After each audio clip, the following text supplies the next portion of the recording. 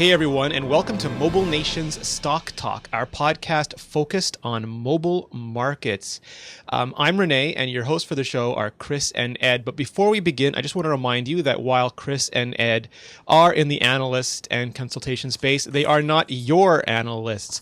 So please take everything said or implied on this show as information and entertainment only, and is in no way meant to replace proper personal financial guidance. Chris, how are you?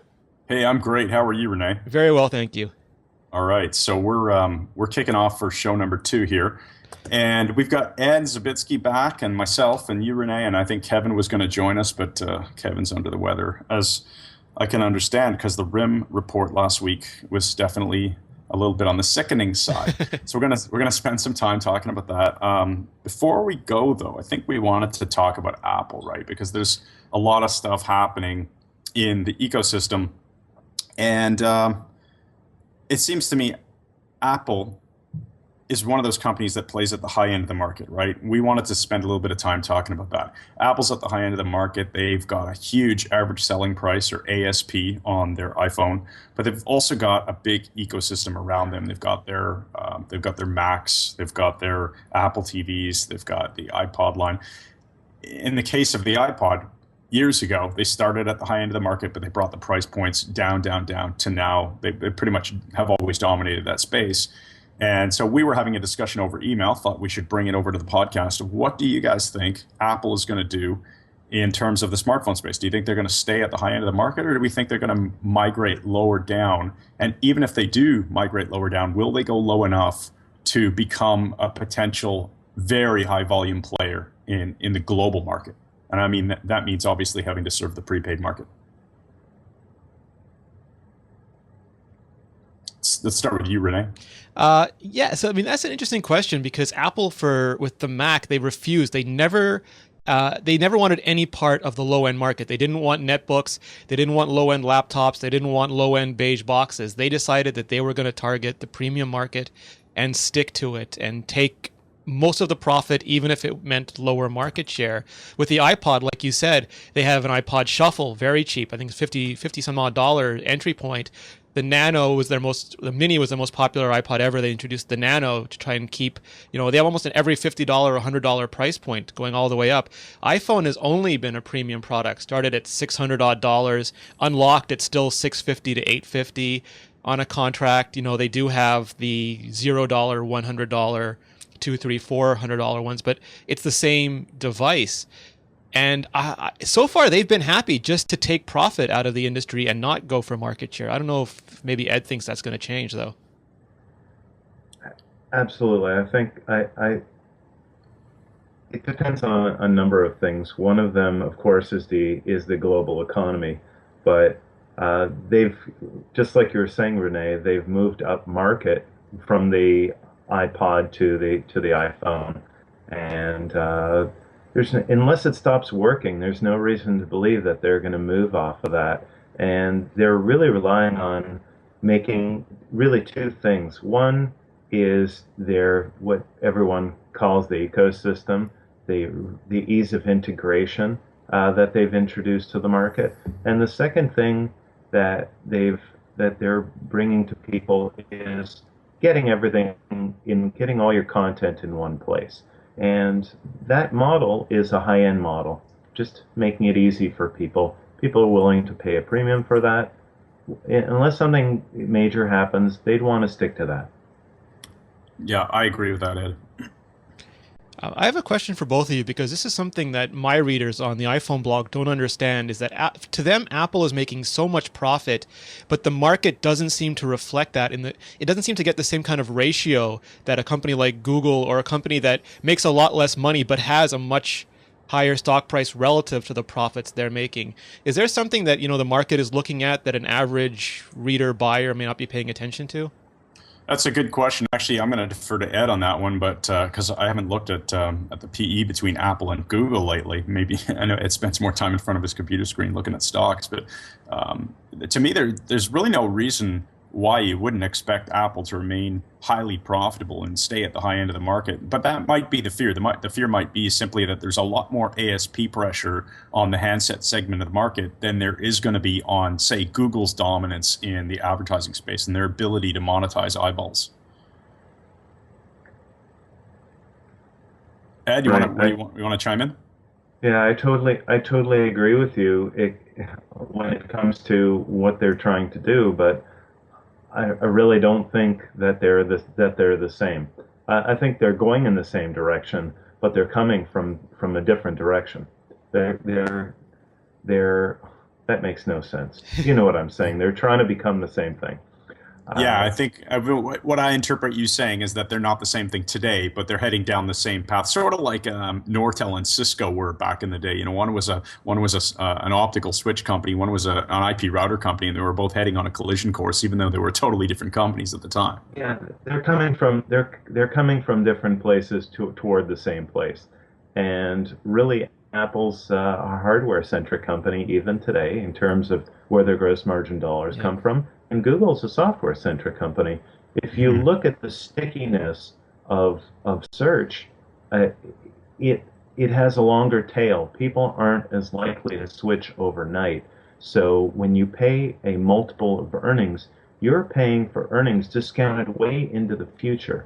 And you want to make sure when you do that that there's some solidity to it. So I think there's more solidity to Google's earnings and more stability to Google's earnings than there are to Apple's earnings. Yeah, and I would also add to that generally stocks are valued on perceived risk and perceived growth, and especially that's true in technology, right? And if you look at Google versus Apple, they probably have similar potential growth paths. I think Apple clearly has. I think most people would agree Apple has more growth potential than Google does on a raw percentage basis right now. But the perceived risks are also, in most people's minds, lower on Google. Google dominates search, and I don't know about you guys, but I don't wake up every morning thinking, "Oh, I wonder what search engine I'm going to use," or "I wonder which advertising platform I'm going to use to Yeah. run my small business," or whatever. I mean, I know it's going to be AdWords, and I know it's going to be Google.com. Am I I know I'm shifting off of using, Gmail today? yeah, Yeah. exactly, exactly. Whereas, my 1.5-year-old Torch right now, it's on the fritz, right? And it's like, okay, what's next? Do you stick with BlackBerry? If you're in my position, you're probably thinking about, okay, what phone are you buying next? And it doesn't necessarily mean you're going to stay with the one you have. So Yeah. So that's my perception of it. just because a lot of Apple pundits are writing articles about Apple being undervalued, I guess it's important to look at the larger picture and the longer timeline. Yeah, yeah, it is. Right, It's and a discounting machine in the long run. That's what the stock market is, right? It's a what's the expression, Ed? It's a weighing machine in the long run, and it's a voting machine in the short term, in the short run. I think so. And when you look at what's facing them is ice cream sandwiches is basically here, depending on where you are in the world. And so there is a lot of uncertainty out there as to what's going to happen next. Uh, Steve Jobs said it himself. The only other operating system they really admired was webOS, and of course that was a company without a real hardware platform, and without a lot of other things, of course. To be polite about it. But yeah, but now you have a widely disseminated, widely distributed operating system for the first time. That's really going to challenge them, and that's a source of huge uncertainty. Yeah. Who knows what's going to happen?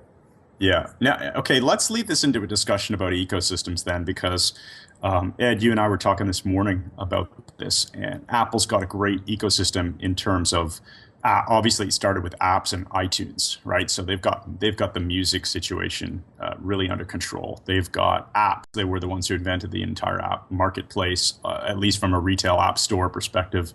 And then they've got a lot of hardware behind the scenes, like the whole ecosystem of the fact that I've got a couple of Apple TVs in my house, and I can use AirPlay. Fantastic feature. It's a high-end design, and Ed, you made that point. I agree with you 100%. Google, on the other hand, really brought out an OS that it's free for the OEMs to use and deploy onto their handsets. And it's really been positioned at the high end and the low end of the market. And we were looking at some examples in the semiconductor space. Broadcom's got some new chips where ASPs on lower end Android phones are going to be tremendously low. But even on some of the like mid-range, what we would have last year thought of as amazing phones, are still very, very cheap. So that's where Android sits. But at the same time, they don't really have that ecosystem. At least not an ecosystem that's unique to them. I mean, every platform has Google Search and YouTube and Gmail and all those other Google services, right? But so Android doesn't really have anything on its own, doesn't have that Amazon e-commerce platform that, you know, Kindle is going to bring. It doesn't have the Apple hardware background, or not background, ecosystem.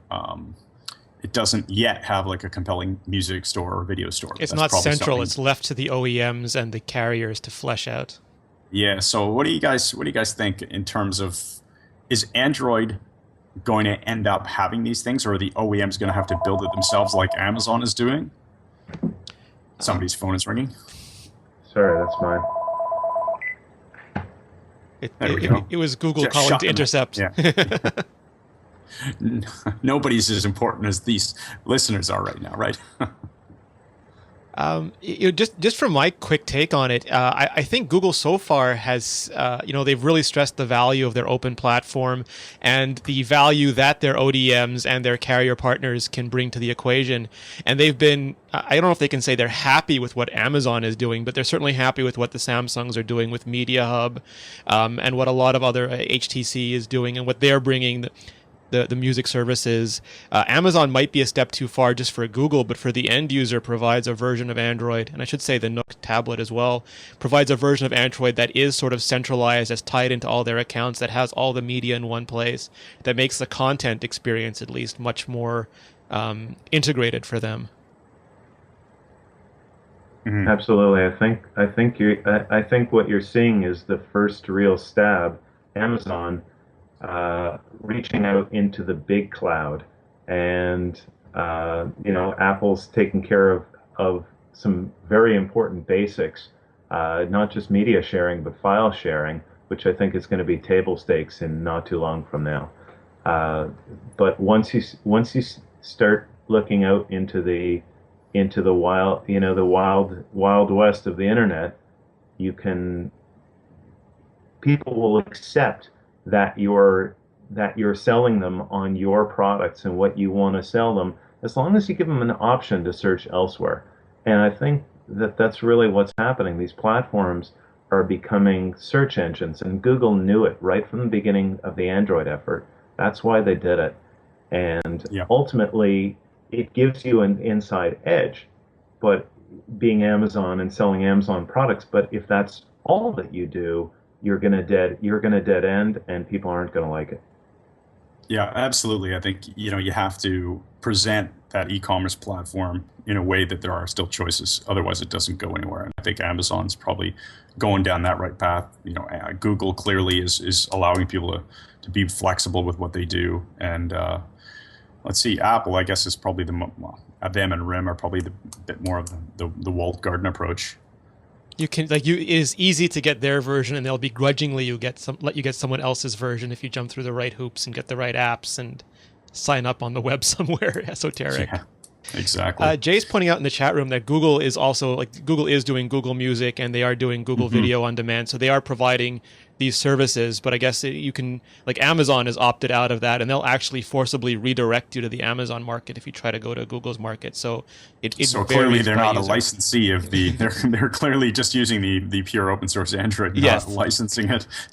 Yeah, there's no Gmail app on the Kindle Fire. Well, and that's the risk you take when you want to open source something. Somebody can go and do that, and there's nothing wrong with it, right? Yep. So all the power to Amazon. I think they're another player especially in the United States. I mean, the low end of the market is going to be disrupted by Amazon. So maybe this is a good time to start talking about RIM here, because right now, they just had their quarter. It was obviously a big disaster, not so much from the numbers that they posted, because they told us that they were going to have pretty bad numbers on December 2nd, but the guidance that they gave, the delay of their BlackBerry 10 platform, I can't get used to saying that yet. I still want to say BBX.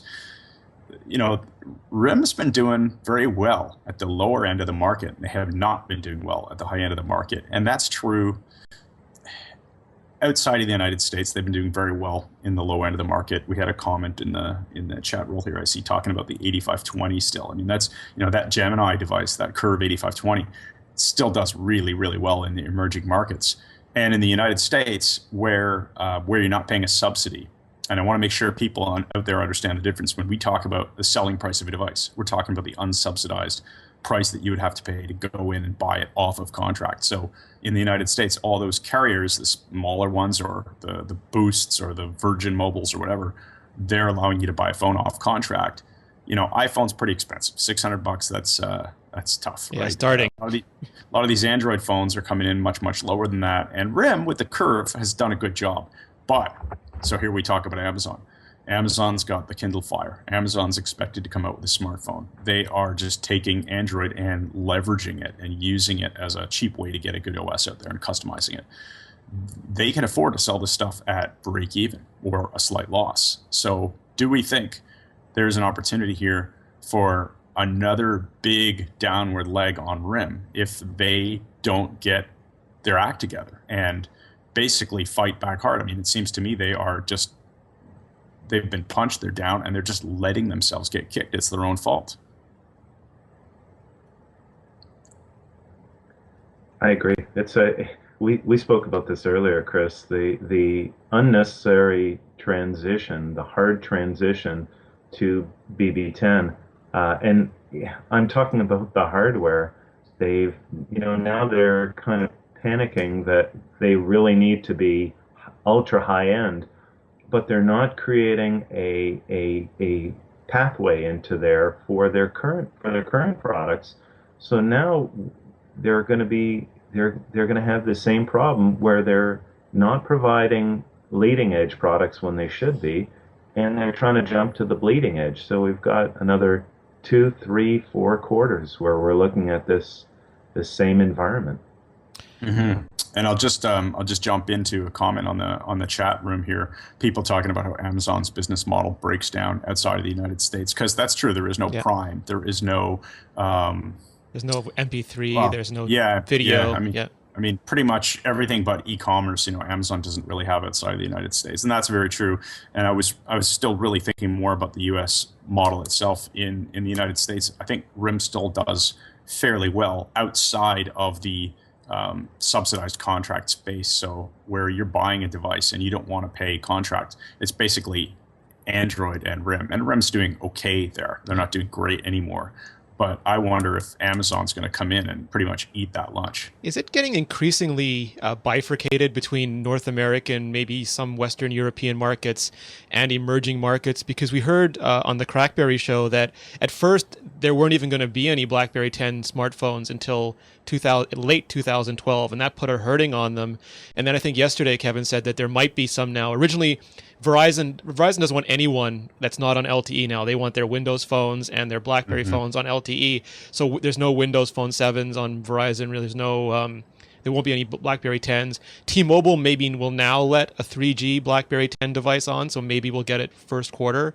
But LTE and high-end phones being pushed by carriers on one end of the world, and buy one get one free curves on the other side of the world is very different from a market perspective. It is.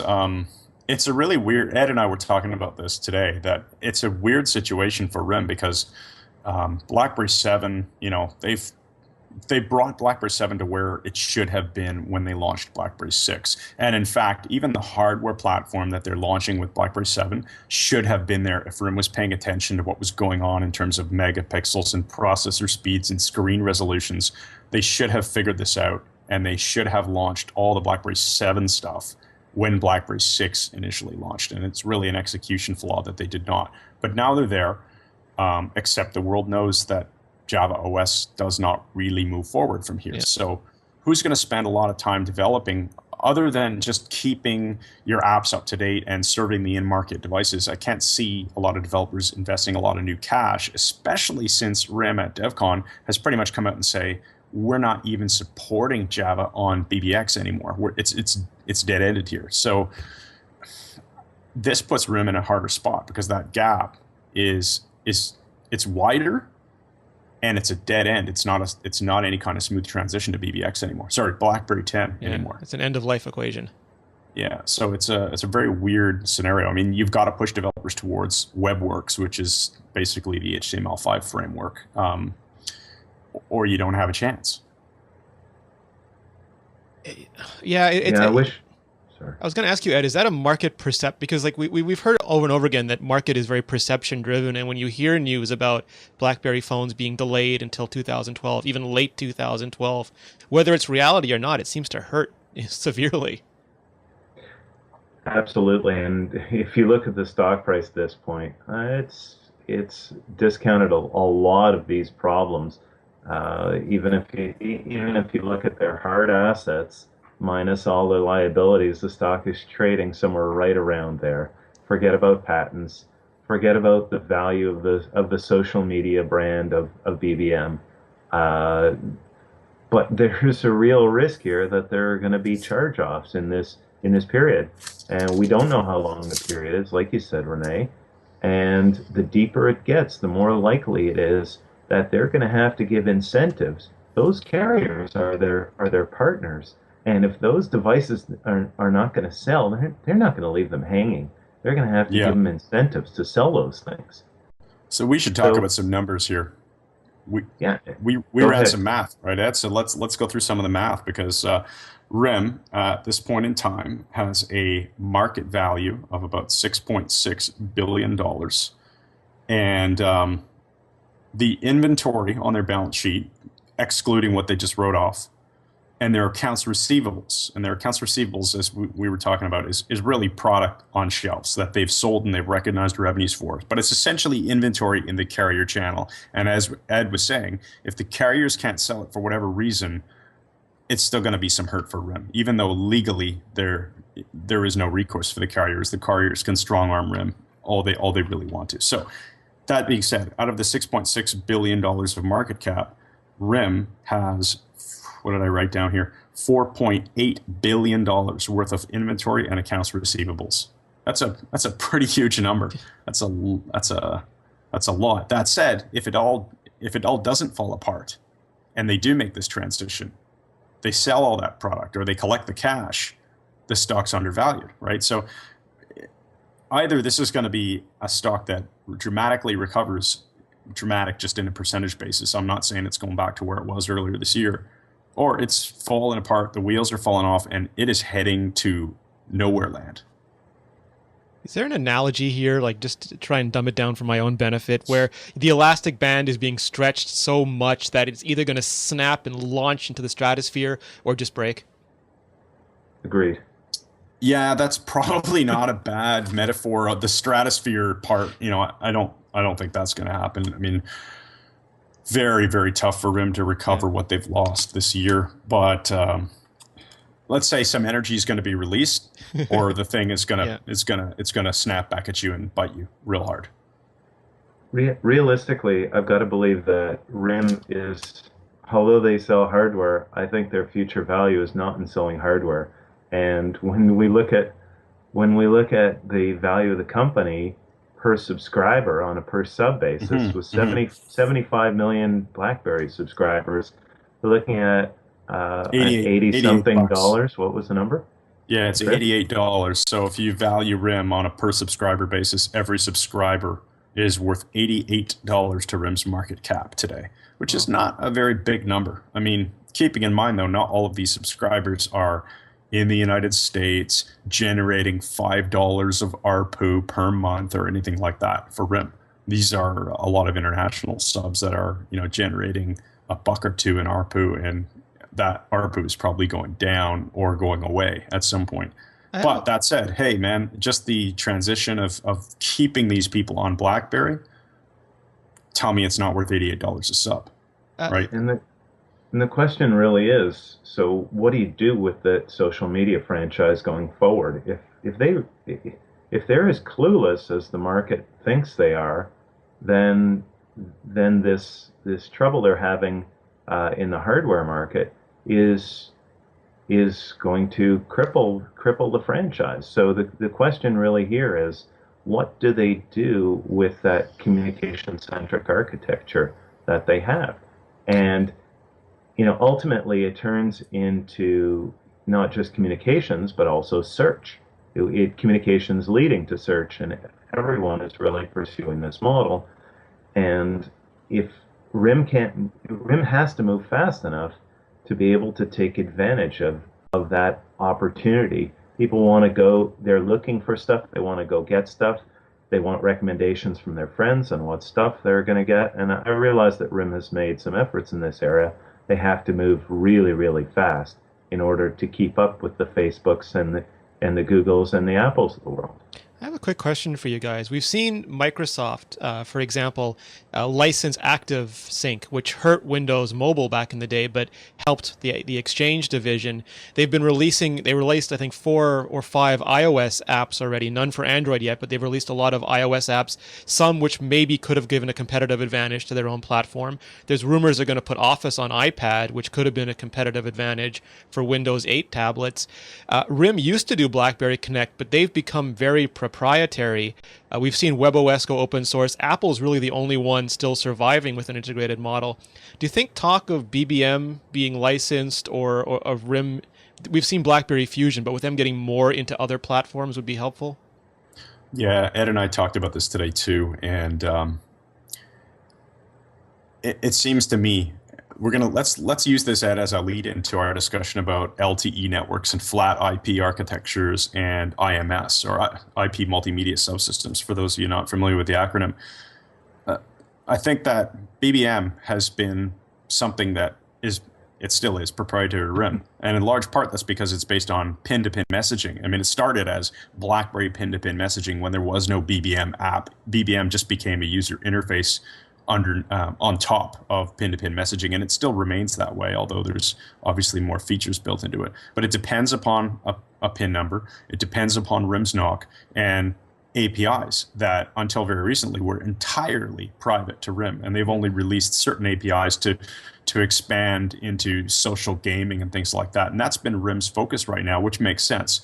But at some point, if you've got, let's say Skype or Facebook, or somebody else who has a huge user base of people who want to communicate, and they have chat platforms, right?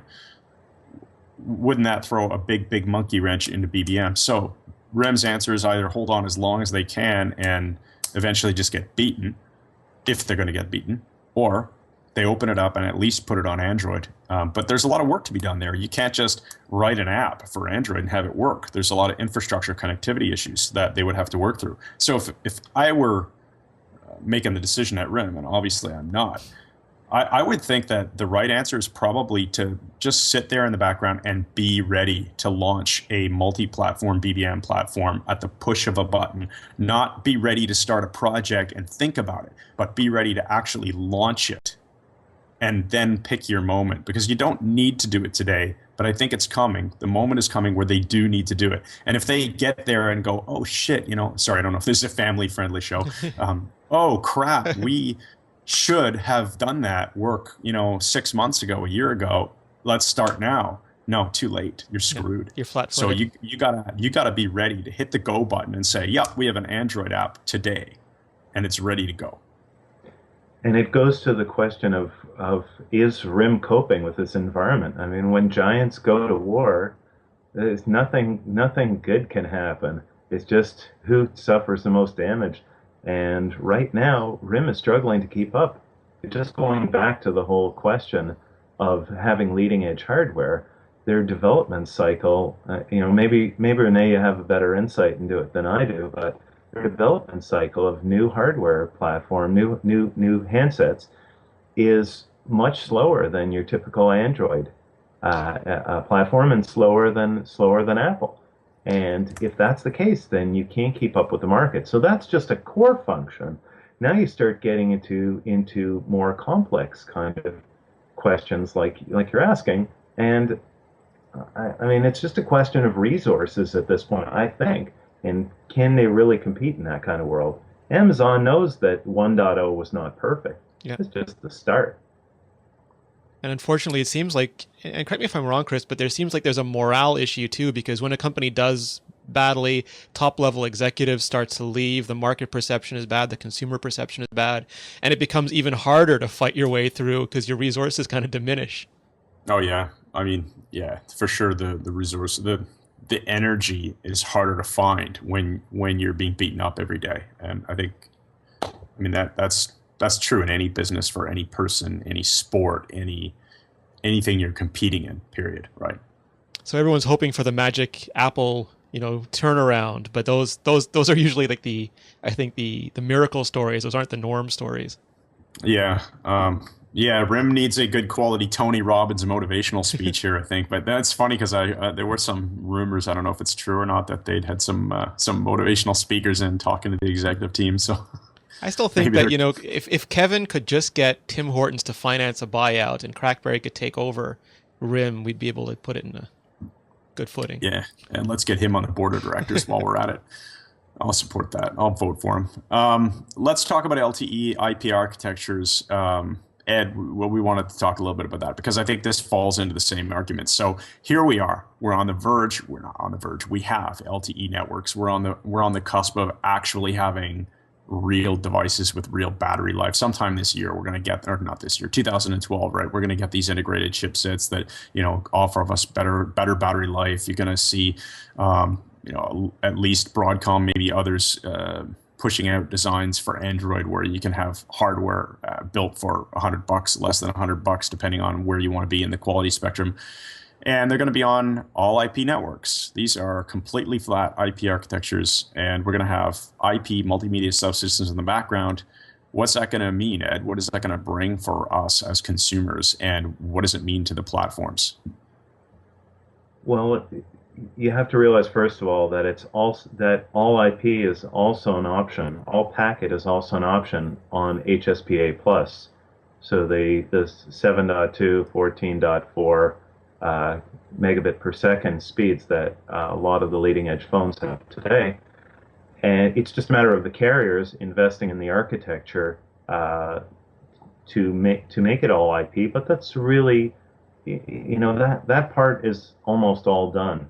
It's what's known as Rich Communications Suite, RCS, and that's the part that's tough. You're recreating the telephone network to be IP-based and to include not only audio calls, but instant messaging, SMS, and video conferencing.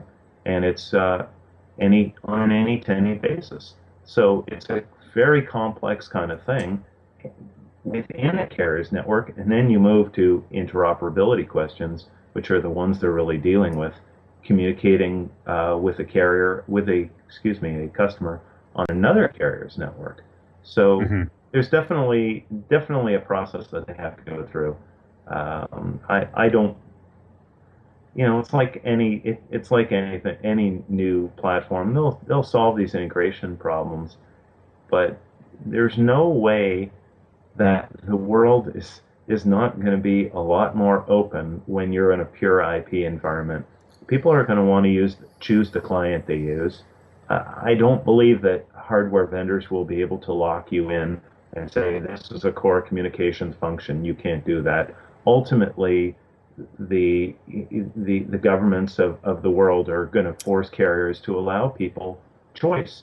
Just as they did with Internet Explorer way back when it was tied into Windows, and you have to give people these options in order to allow people to innovate. So I think the next step along the way is going to be that all these over-the-top type platforms, the video conferencing platforms, are going to have to tie into this architecture because it's going to become competitive at some point.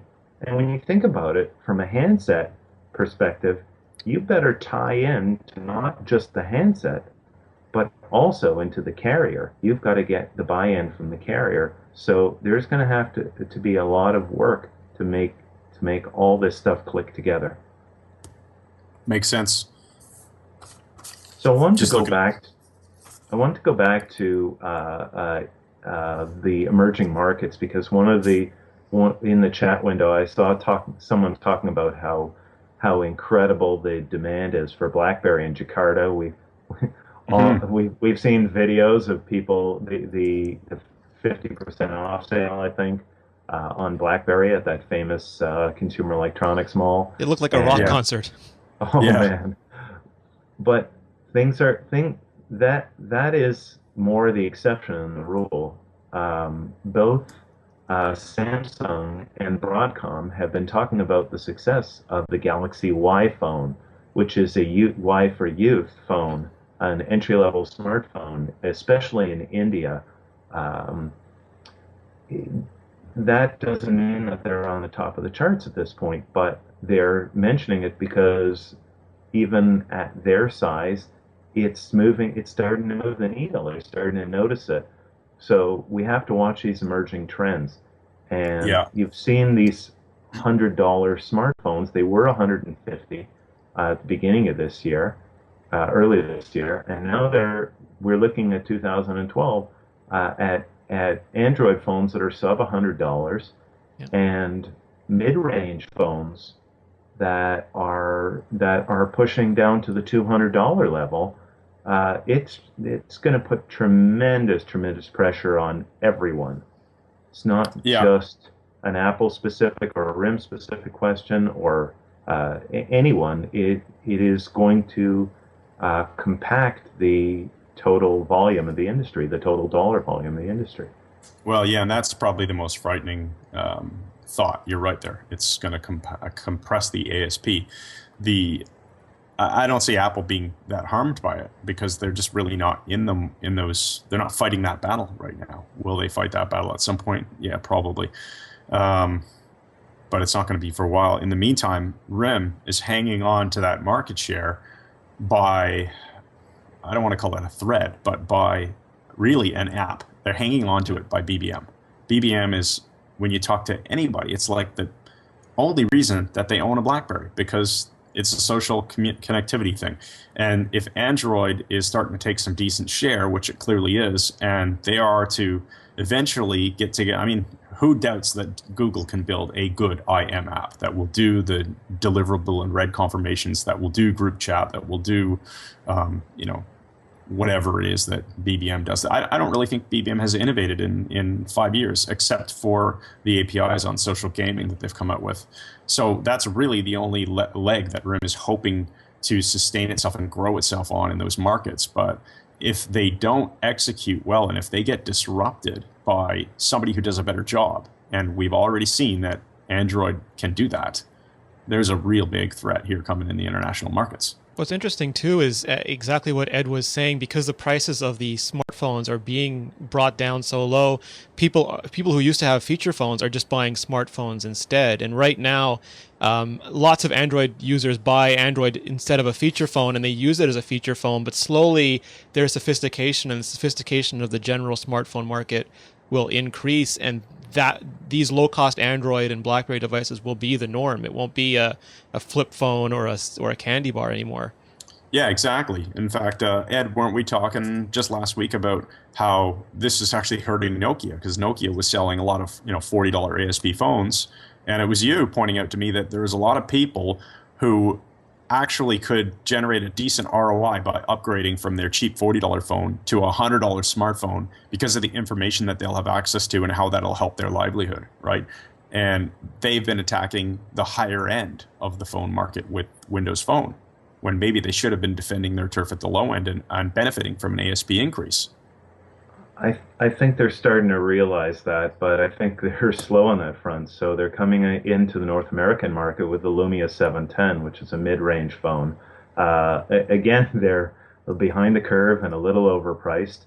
But when you look at that market where they're doing so well in that $40 emerging market handset, the really the basic communications function that they're using it for, it's going away. There's no doubt. You're going to have phones in the in the 80 to, you're already seeing phones in the 80 to $100 price range that can bring them into the smartphone era, and people need it. People are stuck in traffic jams, and if it doesn't matter where you are in the world, you're stuck in a traffic jam. you're losing productivity, your employer's losing profits. You need those things. It becomes a critical part of living, Hmm. and it's a great opportunity for Nokia to upsell them from 40 to 80 plus dollars, but it is also a huge risk because right now, as it stands, they're getting their lunch eaten by ZT in particular and Huawei in some countries as well. Yeah, in fact, I was just reading a story not too long ago about how Huawei, from a standing start in South Africa, had taken 50% of the smartphone market. Yeah, it's actually that's a good segue. We're getting a little bit short on time, but I wanted to get your opinions on a couple big things that have happened. One is because of what's happening to RIM, Microsoft is in a position to maybe solidify a number 3 spot. I mean, it's going to be a battle for them. They're kind of been Hmm. going slow and steady. But what do you think of Microsoft's chances with Windows Phone in this market? And webOS got open sourced. You know, now there's a second competing open source operating system out there. Will that make any immediate effect on the market, or is that still a couple years away from doing anything? Well, I'll jump in on the webOS front.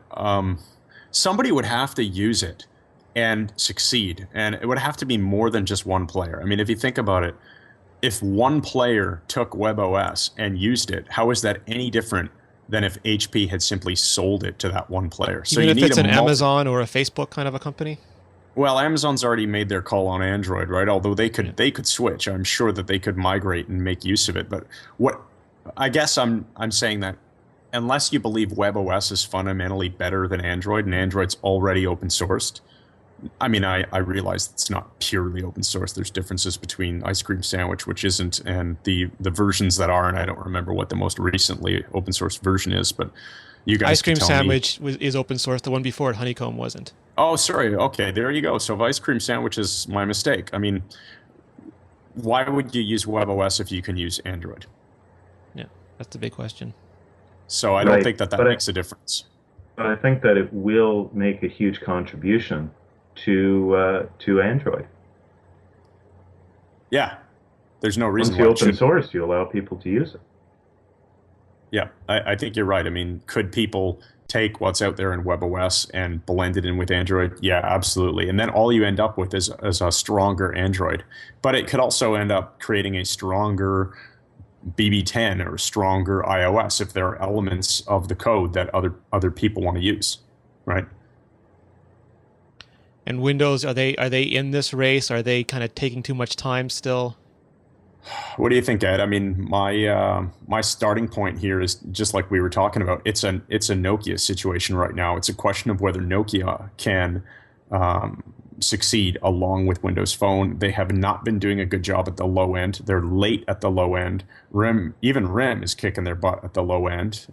So I'm not really sure that they can do it. They have to come back and prove it to me. And I don't think that they're an obvious number three. Yeah, it's really going to tie to what they can do with Windows 8. I think that's a big deal. And the the differentiating factor of one operating system versus another goes down in an HTML5 world. So I don't think really that's going to make as much difference as we think. I think that allowing people to integrate all the features that they want and access all the information and content that they want is going to make a difference. I don't. I just don't see it. I think I think they're too late, but Microsoft is making a big bet on it, and I wouldn't necessarily count them out. It does give them a window. Absolutely. If RIM was doing the right things, the door would be slammed shut. The Mhm. reason any opportunity exists is because RIM didn't do what they needed to do. No, you're totally right. I mean, I think we agree. I'm just saying it in different words. I'm saying that I don't think Windows or Windows Phone is the guaranteed number three here. They have to do a lot of work and prove that they can take that number three spot. But RIM has been executing poorly, and at this point, you have to wonder, even if RIM hangs on to number three, is there just so much power behind number one that it doesn't matter? All right, on that note, I want to thank you guys for an absolutely amazing show. Chris, where can we find out more about you? You can reach me at chrisumiastowski.com. I think you've got it in the bottom third here, and at cmiastowski on Twitter. Nice. And Ed, how about you? ACIresearch.com. Nice. Chris, any closing words for us? Anything to look forward to into the new year? Um, well, I guess we'll see Apple's report in the new year, so we got to come back and talk about that. It's going to be interesting. I think 2012 is going to be a big year for LTE, a big year for the death of the dumb phone. I'm not saying the growth of the smartphone anymore because I think we're going to stop calling them smartphones pretty soon. Ed, is it fair to say that as crazy, as hectic, and as fast-paced as 2011 was, 2012 might be even more faster? I think that the pace of 2011 was probably about as fast as it gets. Now we're going to follow on all these efforts, and they're going to get deployed, and you're going to see the wreckage that comes from innovation. And from that wreckage, we're going to rebuild anew. So when you look at you'll have some time, I think, to look at the wreckage of what technology advances have done for the consumer and see who's going to benefit from it. I think there's lots of time to look at the landscape from here. All right. Thank you very much, guys. Hey guys, thanks, and everyone have a Merry Christmas and Happy New Year, and we'll be back with Stock Talk, I guess, early January. Absolutely.